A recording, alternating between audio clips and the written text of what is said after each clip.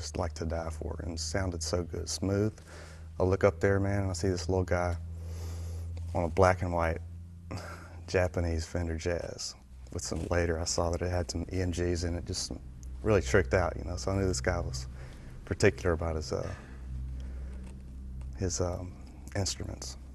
So that's where it started. Yeah, and I said, I never knew I'd meet him, you know. But I was like, I gotta get a little bit closer and watch this guy, you know.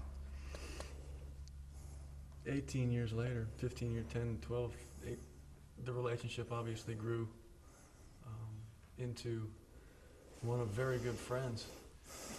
Tell me a little bit about your good friend.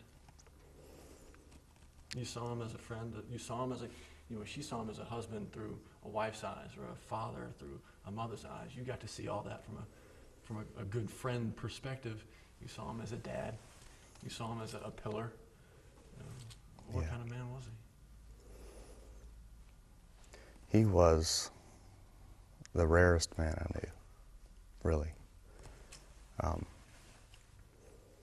He was all artist. He was all giver. He was selfless. The most humble guy. One of the most Christ-like guys I'd ever known. He didn't have hang-ups, you know. Not baggage, no baggage. I mean, he was just like he was almost the perfect guy. And we communicated each other through music. Just the whole gamut of just a huge library of different styles that we would enjoy together. And one thing would lead to another, and everything from great black gospel to smooth jazz. Not a whole lot of rock and roll. Wow. Good bit of bluegrass, you know. But he was an artist. He was a rare piece of work. He was. I told Karen last night that he didn't. The quality musician that he was, and this isn't even touching his friendship. He had no right or heritage to be the quality of musician that he was. He didn't come from greatness. He didn't come from a famous musician. Mm-hmm. His dad or mom, it wasn't in his home. Mm-hmm. He had a gift. He had an incredible gift. And he's influenced. I was probably myself and another friend of ours, Jacob, and Landon from here in DeQuincy. We were probably the first levels, the first generations of musicians that he influenced. And already now from those guys that he influenced, they're influencing people already. And it's like his mentorship and his tutelage has already gone down into 2 generations. And people, they reference, they reference grooves and patterns and styling and tone after Brent Cole because of, and also, we've said this, he'd be blushing right now if he knew we were talking about him this way. He'd say, no, you guys are full of it, you know, just with his head hung low.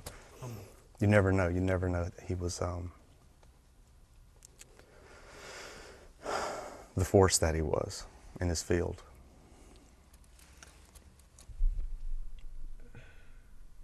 How was it you came to find out what had happened to him? I've been in Angola, Africa, since February 9th with my work. And so I'm constantly on my MySpace and my email, constantly updating it. I got a message titled Brent Cole Urgent from a friend of ours in Baton Rouge named Jason Cooper. And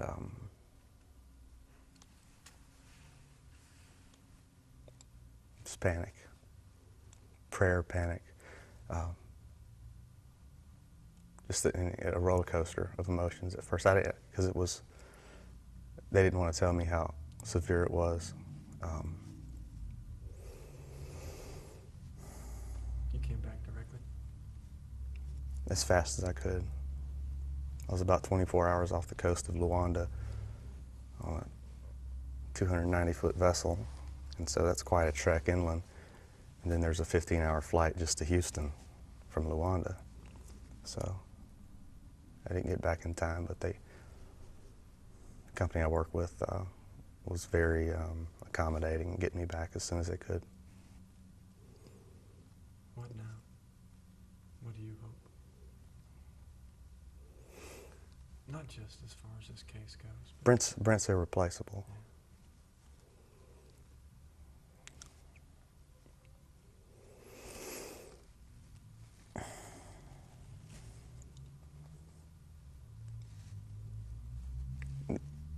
No one. Sorry.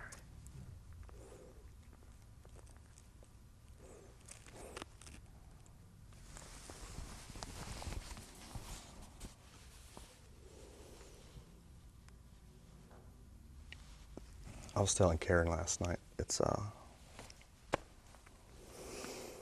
we're sad and we're crying, but it's not, we're not struggling with, we're not trying to come to grips with grimace or hate or greed or revenge or vengeance. We know where Brent is. We know he's in a better place. That's the consolation, even though it may be the only consolation right now. We know he's up there waiting on us. So we're going to see him again. But it's just our favorite guy to hang around.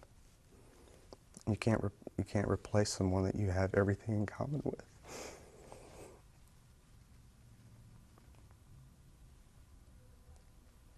I'm sorry. No. Is there anything that you wanted to make sure we mentioned about your friend? Is there anything that you wanted to make sure that you said? As great and as powerful as an influence that he was in his musicianship, in his mentorship over me and a certain group of my friends, he was 100 times more of a friend. He was multiplied, just time upon time upon time, greater, that much greater of a friend than he was a musician. And he's one of a kind. His name could have been, these names might not mean anything to you, but they'll mean something to some people that hear that. Brent Cole could have been synonymous with Nathan East, Marcus Miller, Abraham Laboriel, Tommy Sims, great bass players that Brent listened to growing up and took the best things from all of them and created the Brent Cole sound. And he was phenomenal. And as great as he was, I said that to say this, he was that much more of a friend to us. He was that much more of a guy to just hang around and do nothing with. Just sit around. You don't have to cultivate some friendships, don't have to be nurtured and babied and fed. This guy didn't have any. He had no downside to him.